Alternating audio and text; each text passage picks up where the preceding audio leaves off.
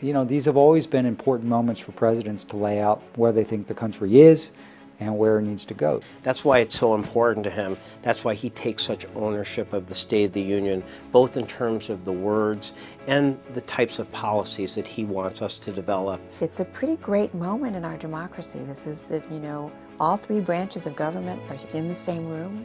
We are 1 week away from the State of the Union. Finished the first complete draft last night on Monday night. And now we're going to meet with the president. He read the draft last night. He made a lot of edits because I saw his draft when I went up there this morning. And now we're going to talk to him about it, hopefully within the half hour. Bad news is it's not there yet. No. The thing about President Obama in a speech like this is simply not an editing exercise. He's involved from conception through kind of the development process, and then, you know, he writes a lot of the speech himself. Jon Favreau and I, and certainly even the president, will spend some time looking through past State of the Unions just to get a sense of those moments. He had lots and lots of thoughts and gave all kinds of edits, comments like this.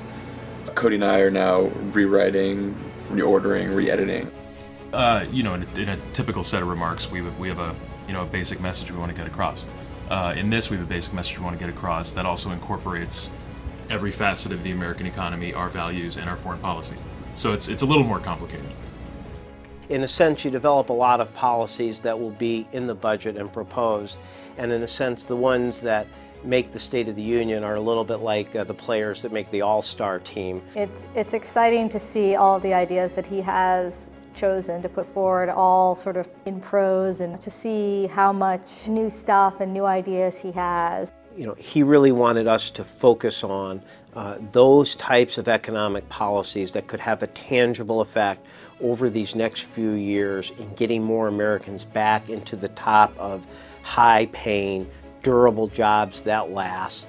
Part of this is going to be, I think, making real and concrete the vision that the president talked about in his speech in Kansas a few weeks ago. Ways that we're going to make this a more fair society, but also make it clear what it means, how it's going to affect people in their daily lives.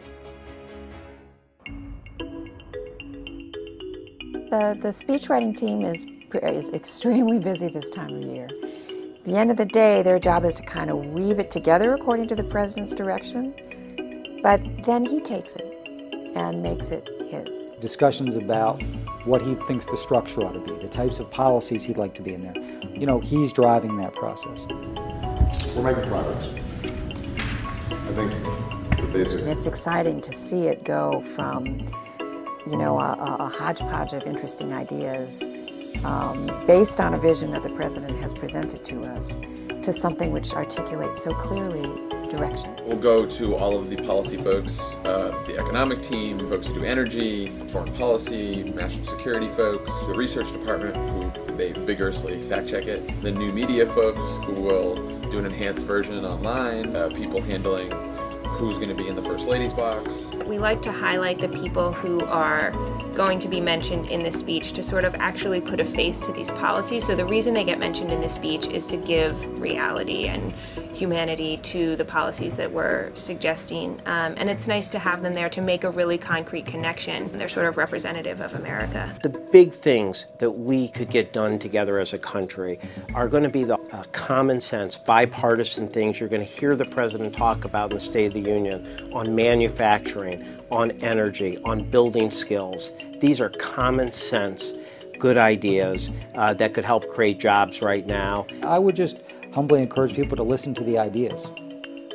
Listen to the specific ideas about what we can do to build a more lasting economy, to help the middle class, to solve our deficit problem in a fair way, to rebuild our manufacturing sector, to improve education and skills. Listen to the ideas. And if you like those ideas, if you think they make sense, then lift up your voice.